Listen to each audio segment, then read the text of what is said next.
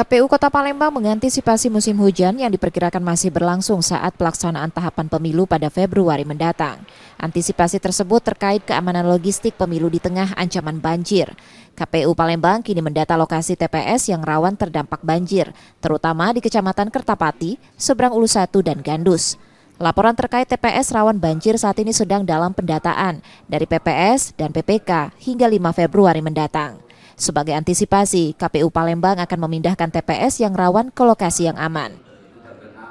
Yang pastinya kita antisipasi di bulan 2 ini masih debit hujan masih tinggi dan kami sudah melaksanakan untuk pemetaan TPS yang berdampak banjir. Nah, ini masih didata berapa TPS yang pastinya di daerah perairan ini di Kertapati, terus di daerah Ulu, Seberang Ulu 1 dan di Gandus yang harus kami antisipasi dan sekarang lagi pendataan.